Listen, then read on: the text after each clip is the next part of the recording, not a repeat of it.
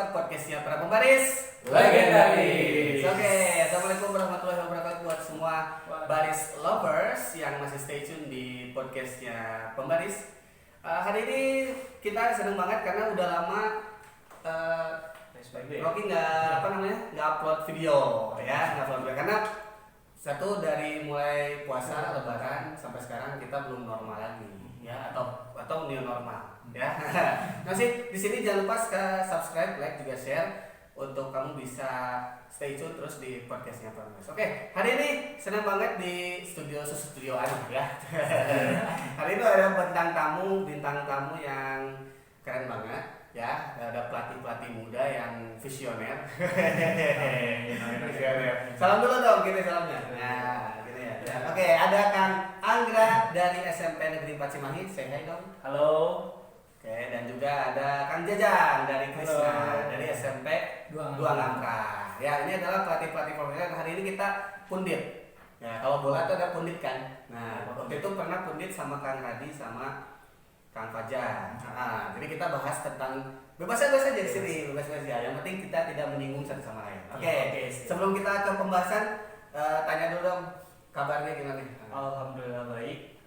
Terakhir sekarang lagi kegiatan baru beres PKL ya, baru beres kuliah. Gimana Kang kabarnya? Alhamdulillah, kalau masih konten-konten aja. Kemarin kita ini masih suasana Agustus. 17 Agustus. Merah putih. Masih kuliah? Masih kuliah. Kuliah juga. Udah beres? 2 semester lagi? 2 semester lagi. Ya. Harus beres. Harus. Karena rata-rata banyak pelatih yang gak beres kuliah. Harus sepatah. Masuk saya. Belum beres. Jangan sampai. Jangan sampai. Kang Gita gimana nih? Alhamdulillah baik. Udah beres. Lagi skripsian, insya Allah minggu depan udah sidang. Udah sidang. Ya. Doain semua ya buffers. Kalau di sini nyebutnya buffers. Baris lovers. Bukan buffer. Baris lovers. Oke. Nah, sebelum kita ke pembahasan ya. Gimana nih pendapatnya tentang apa sih perasaannya selama masa pandemi ini? Kita kan stopnya dari tanggal 16 dan semenjak Pusdikjas itu. Itu gimana sih? Hampa sih ya, soalnya salah satu kegiatan sehari-hari yaitu melatih sosialisasi sama anak-anak setiap minggu ya hilang gitu. Bahkan sampai 5 bulan tuh benar-benar nggak ada kegiatan, sama sekali tidak boleh oleh sekolah. Jadi sangat-sangat hampa aja, ada yang hilang gitu. Iya. Akhirnya gimana? Tapi ketemu sama anak-anak? Masih ketemu. Tapi nggak berkumpul. Tapi nggak berkumpul lebih dari 10 orang. Kalau saya sendiri sih sama sih merasa kehilangan ya. Biasanya tiap minggu ada kumpulan. Kalau untuk kumpul sama anak-anak sekarang belum Kang. Jadi kita komunikasi via WhatsApp. Tapi sebenarnya ketemu tuh orang ya sekarang ini ngobrol aja ya. Iya. Orang sekarang ketemu tuh bukan takut COVID, tapi takut dibubarin. Ya. Bener nggak sih? Bener nggak?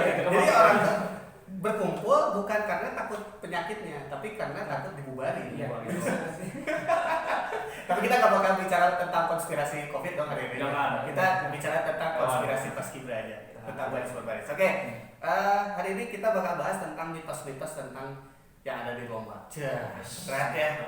Mitos-mitos yang biasa ada di lomba. Banyak banget sebetulnya. Dan ini ada juga Q&A tentang mitos di ROCKID 8 atau di official.punggawa ya. Oke, yang pertama adalah mitos nomor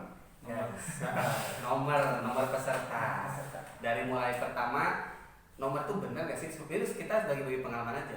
Jadi kalau nomor itu nomor awal tuh benar nggak sih kalau nomor awal itu jauh kemungkinan jadi juara? Karena beberapa persen mungkin ada yang memang nomor awal bisa jadi juara, ada juga yang enggak gitu. Tapi pengalaman dari Anggra dulu deh, gimana?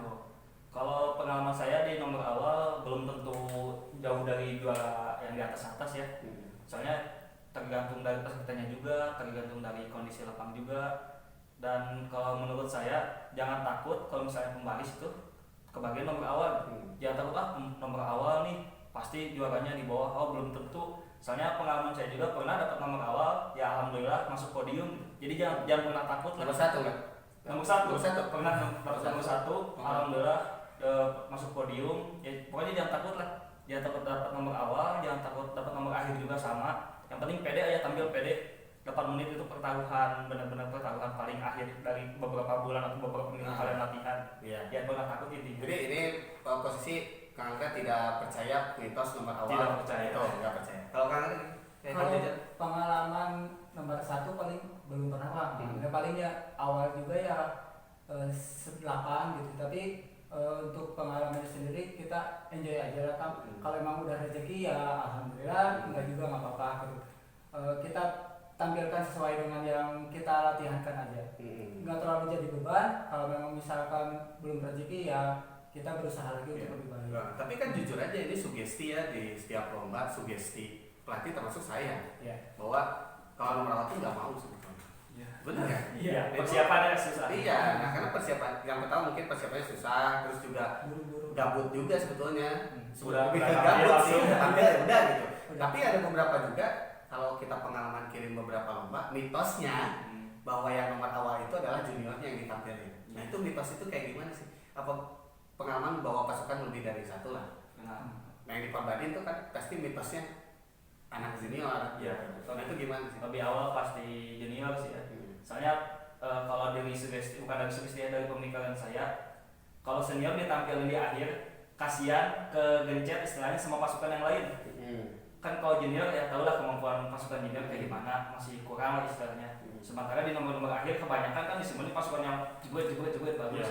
Kalau junior disimpan di akhir, wah udah kasihan, mentalnya jatuh banget. Tapi justru anomalinya beberapa lomba ada juga yang berstrategi bahwa si seniornya disimpan di awal. Ada juga. Dan itu sempet nggak yang senior disimpan atau nggak pernah senior disimpan di awal? Sempet paling di tengah-tengah kan, misalkan pernah ngirim 3, yang paling senior kita berikan kedua. Jadi biar ada istirahatnya, kalau sama permintaan anak-anak juga gitu. Kalau mau di akhir kan biasanya juga di akhir kan, kalau ngirim 2 senior, kalau di Krisnya sendiri yang senior biasanya terakhir. Kalau 3 paling di tengah-tengah aja. Tapi kalau dari internnya ya, dari SMP 4 atau SMP 2 misalnya, seniornya memang selalu minta terakhir dan permintaan dari senior, atau memang itu udah keputusan pelatih gitu ya? Lu nomor gimana pelatih, atau ada sharing juga antara pelatih sama anggotanya?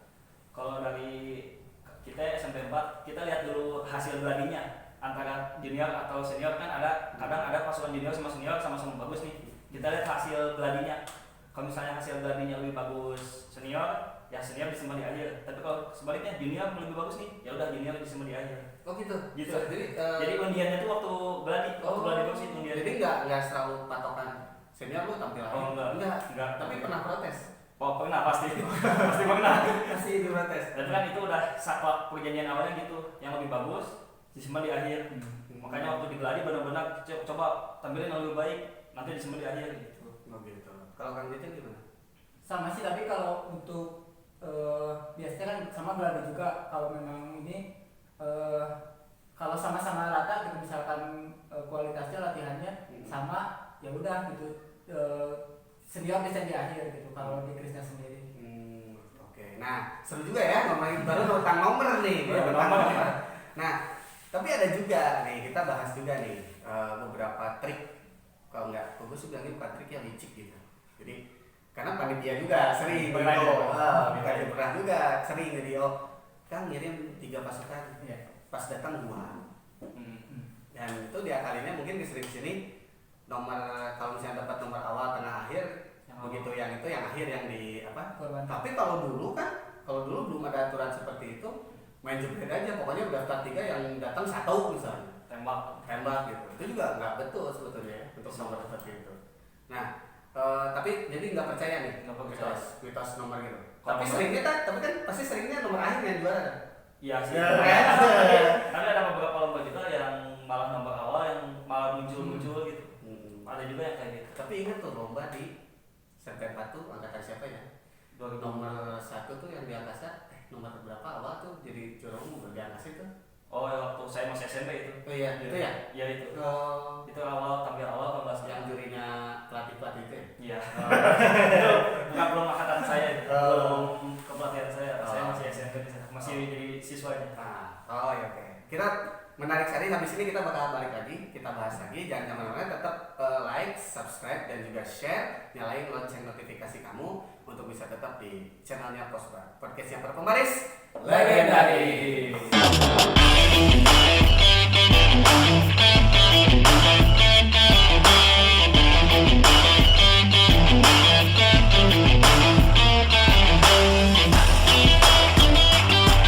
Masih di Posbar Podcast Siapa Pembaris Legendaris. Enak ya suaranya ya? Tadi ada accident. Oke lanjut. Setelah kita tidak berkegiatan nih selama berapa? Kurang lebih 6 bulan. Kita bahas dulu tentang new normal. Ya, pendapatnya nih. Kira-kira kedepannya nih harapannya untuk kalau lomba new normal kayaknya bisa nggak gitu? Semoga bisa kalau dari saya, soalnya udah lagi rindu banget lapangan ya. Dari anak-anak juga kan pengen latihan, kan pengen lomba, kapan bisa ya lihat dulu, soalnya juga belum ya juga belum apalagi latihannya gitu. Jadi saya cuma bisa jawab ya sabar aja, tunggu aja keadaan, semoga lekas membaik, banyak doa aja paling gitu. Dari kayaknya gimana? Kalau untuk new normal sendiri kayaknya kurang sih Kang, apalagi sekarang udah denger ya pemberitaan dari luar-luar masalah dikit-dikit udah ada yang kena gitu. Jadi kalau misalkan untuk pertandingan diadakan di new normal masih lama kan. Makanya kalau pertandingan masih lama, kamu stay tune aja di podcast. Kita bahas yang udah. Oke, lanjut kita ke mitos yang kedua. Jadi mitos ini ada Q&A-nya. Jadi sebelumnya buka pertanyaan di Instagram, mitos-mitos apa aja sih yang sering ada di lomba gitu. Nah, yang selanjutnya adalah mitos di mana kalau lomba itu memakai sesuatu hal yang tanda kutip. Pernah nggak sih nemuin sering sih aja misalnya contoh pakai parfum yang hangat banget gitu, itu gimana sih? Tapi pernah selain parfum hangat atau ada gitu bawaan apa gitu? Malah saya juga pernah ngalamin sih hampir satu pasukan kena gara-gara barak sebelahnya pakai kayak gitu, udah ketahuan dari aromanya, udah ketahuan dari waktu sebelum tampilnya mereka ngapain, udah kelihatan lah tahu-taunya ngapain sih? Ya? Itu sebenarnya ngapain sih? Yang kita lihat ya, ngebunder. Terus kan ya biasa masangin parfum kayak gitu, terus kayak mercikin air apalah, nggak tahu sih kita juga ya kita anggapnya kita pernah ngalamin itu di salah satu lomba waktu tahun 2018 pernah ngalamin gitu. Tahu-taunya waktu pengumuman salah satu dari peserta itu kesurupan, istilah dalam tanda kutip kesurupan, menular ke barak sebelahnya tuh kita gitu SMP 4, dan di sana 11 orang anak saya ke pemasukan gitu. Ya itu pasti perasaan pelatih pasti bingung Pak, gimana ini? Saya di sana panik, minta bantuan ke panitia dan ke bawah sampai ke sekolah. Waktu hari Seninnya sekolah kejadian lagi kayak gitu. Sampai ke bawah. Sampai ke bawah itu kejadian paling yang pernah saya alami. Pernah dengar juga kayak gitu? Ada pasukan yang seperti itu? Dengar. Pernah sih gara-gara misalkan apalagi cuaca kalau udah hujan kalau udah hujan dengan pasukan yang pakai parfum kayak gitu, jadi bener kayaknya menyumbang gitu ya, jadi asal gimana gitu kalau itu kan. Kalau mau percaya enggak sekalian maksudnya. Tapi memang pernah dengar maksudnya ada klinik di lomba gitu, lalu ngaburin uyah lah. itu belum dibuatkan. Tapi sebenarnya pernah dengar juga. Pernah juga maksudnya ada yang bawa uyah gitu, terus malamnya atau gimana gitu. Malamnya ada yang bertapa gitu kayak di lomba itu. Tapi dari pribadi percaya nggak sih sama yang kayak gitu?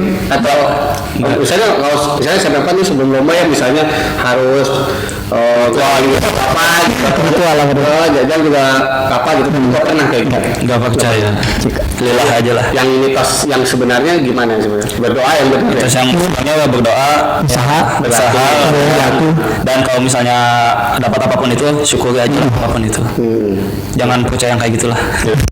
Ya jadi percaya aja ke kemampuan yang gitu itu hak mereka lah. Ini opini kita aja. Ya, opini kita aja. Jadi banyak juga dulu disambung-sambungin sama klinik. Tapi kalau memang mungkin ada beberapa juga yang berpikir kalau pakaian gitu meningkatkan fisik dari anaknya gitu ya. Tapi kan udahnya pasti bisa. Tapi bersambung lagi ke mitos ya, bahwa benar nggak sih kalau yang pingsan tuh pingsan gitu. Nah kan sering nggak anak didiknya pingsan? Kalau saya sih nggak pernah. Saya nggak pernah sih. Nggak pernah. Kecuali yang itu tuh yang kejadian. Karena kejadian itu ya. Karena ada juga yang pingsan. Kalau sekarang kan pingsan di minus loh. Itu benar. Karena kalau menurut pribadi ya kan, kalau kita ikut lomba itu udah siap fisik, mental segalanya. Nanti kalau misalnya ke pasukan sendiri, kalau kamu pingsan, saya nggak akan gotong kamu. Gitu. Kesepakatan. Beberapa mitos juga bahwa yang bukan mitos ya, kalau maksudnya pandangan gitu, oh itu mah lebay gitu. Kami seringnya gitu. Tapi pernah nggak sih pasukannya pingsan gitu? Kalau saya alhamdulillah nggak pernah sih. Sakit mah, tapi Sakit tapi masih bisa bisa jalan, masih sehat lah, masih bisa keluar lapang, tidurnya atau pingsannya baru di luar, tapi nggak pernah di lapangan. Di lapangan juga. Gimana Kang Jajang? Sama juga. Kalau paling pingsan juga nggak, cuma kayaknya kecapean aja si anaknya karena disuruh makan tapi sayapnya kekeh nggak mau gitu. Jadi pas udah selesai lomba ya dia merasa kelelahan kayak gitu. Tapi bukan karena klinik juga ya. Jadi untuk semua baris lovers juga jangan dibiasain pingsan itu jadi kebiasaan sebetulnya. Kalau memang udah nggak kuat banget, boleh lah. Pingsan itu udah nggak kuat banget ya. Tapi jangan jadi kebiasaan. Jadi ada pernah pasukan mau udah beres, wah bubar jalan satu pertama beralih ke kostum. Nah, jadi ada yang nanya juga, Kang, mitosnya adalah kostumnya bagus, rame, pasti juara. Oke. Nah, itu gimana pendapatnya? Kang Jajang dulu deh. Gimana tuh? Rame pasti juara. Enggak juga sih Kak. Enggak juga. Karena itu kan sebagai penunjang atau ya, Iya. atau cuman kan sekarang juga banyak misalkan yang lomba menggunakan jaket juga ketika latihan dan pasti juara juga gitu. Jadi untuk pakai jas itu hanya sebagai nilai tambah aja. Nilai plus aja. Jadi nggak ngaruh juga ya. Nggak ngaruh juga. Angga gimana? Kalau saya kostum wah itu cuman buat jadi penambah nilai percaya diri anak didik.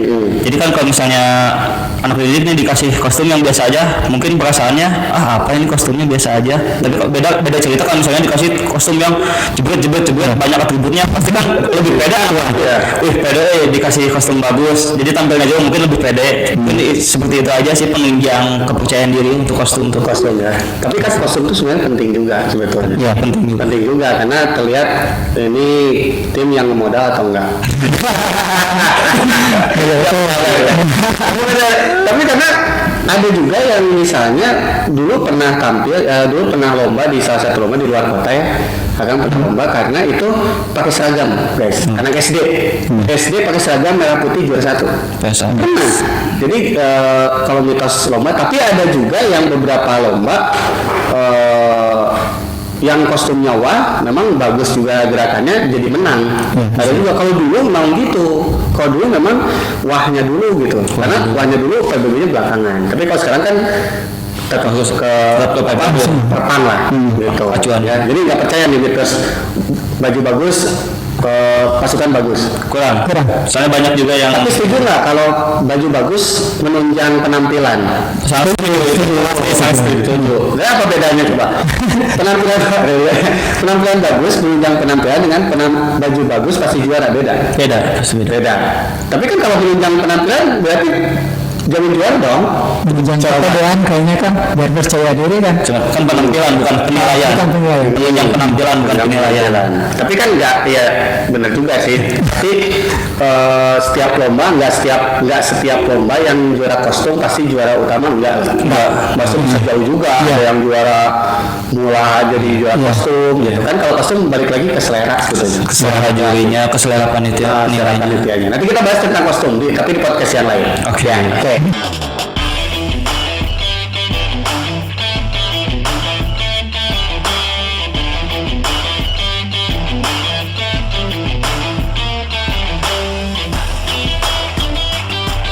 Masih di podcastnya para pemanis. Oke, ya kita udah ada di ujung acara nih. Ada harapan apa tentang mitos-mitos tadi yang udah kita bahas, tentang dari nomor, dari kostum, dari yang lain. Harapan tentang mitos-mitos tadi ya hilangkanlah kepercayaan tentang mitos-mitos seperti itu, karena apapun hasil lombanya, apapun hasil nanti di kejuaraan atau lomba, tergantung gimana kita latihannya, tergantung gimana kita usahanya, berdoanya. Ya.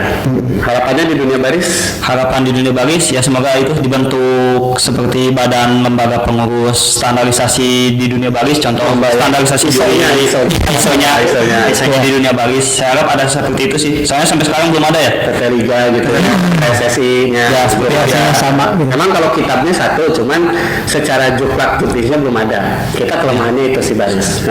Tapi kalau untuk baris kayaknya agak sudah diakui dari mulai jalur prestasi. Jalur prestasi ada beberapa ya. Baris dulu kan susah banget tuh. Susah banget tuh. Apa normal olahraga main bola atau apa. Yang sarangan Ya, kalau sekarang udah agak dihargai lah. Kalau jadi harapan kedepannya di dunia baris atau di mitos dulu deh. Mitosnya harapan ya itu tadi jangan terlalu memikirkan lah yang nggak penting-penting gitu. Kita coba usaha, berdoa, apapun hasilnya kita syukuri gitu. Untuk standarnya dia diadakan itu juga standarisasi buat jadi kayak biar kita semuanya sama, jadi nggak terlalu kesana kemari gitu atau ininya cara penilaiannya biar semuanya seimbang. Oke. Nah, satu lagi nih, harapan di masa pandemi ini, pesan-pesan dong buat anak didiknya gimana, bukan untuk anak didiknya khususnya, umumnya untuk semua anak pembaris di Indonesia. Karena ini sampai Indonesia. Biasa. Pesannya untuk para pembaris semuanya bersabar. Semoga kita berdoa saja semoga pandemi ini cepat berakhir dan kita bisa berkumpul lagi, bersilaturahmi lagi di lapangan, rame-ramean, bergerak lapang lagi, pokoknya seru-seruan lagi. Dan ingat jangan barbar karena ada beberapa yang masih banyak lah. Sekarang jadi mitos juga, jangan sampai jadi mitos bahwa kita nggak akan sekolah lagi. Jangan. Tapi ada mitosnya gitu kan, karena wah kayaknya nih susah kerja mau permanennya gitu kan. Kadang-kadang jangan percaya. Jadi gimana, ada yang disampaikan tuh anak sampaikan ya tetap jaga kesehatan, tetap pakai masker, jangan terlalu berkerumun lah. Kalau misalnya berkerumun, kalau memang itu penting, tetap jaga kesehatannya aja. Jangan terlalu banyak diadakan main kemana-mana, cukup di rumah aja, belajar di rumah. Dulu pemerintah deh ya. Nah, supaya kita cepat sekolah lagi, minimal sekolah aja dulu deh. Kalau sekolah kan kesananya juga SD masih ada. Gitu. Sekarang sekolah juga belum begitu. Oke, terima kasih Kang Jajang waktunya. Kang waktunya, terima kasih Kang Jajang juga sudah. Terima kasih. Nanti datang lagi ke podcast ini ya. Siap. Nanti studionya udah bagus. Sukses terus Kak. Ya, jangan lupa subscribe, like juga share untuk tetap ada di podcastnya Rocky. Tetap juga Instagram boleh promo dong. Instagram apa nih? IG pribadi boleh, IG satuan boleh. IG pribadi Setiadi_Andra, IG satuan Pasforci 4_. Oke. Kalau saya IG pribadi Jajang R_nya 2 kali, dan untuk satuannya Paskibra 2 SMP 2 Mantra. Paskibra SMP 2 Mantra. Oke, biar makin banyak followernya. Jangan lupa juga di ROCKYD 8 atau juga di official.tunggawa ya, itu salah satu IO baris yang oke lah ya. Mantap banget lah. Udah setahun kita nggak event ya, dari event besar nggak Pusdik Jazz. Tapi terakhir kita ngadain event gede yang gratis itu sudah setahun, Agustus Kapolres ya, mudah-mudahan kita cepat kembali normal lagi. Amin. Rocky Dana pamit, Angga pamit, Jajang pamit. tetap di Posbar podcastnya Perpembaris.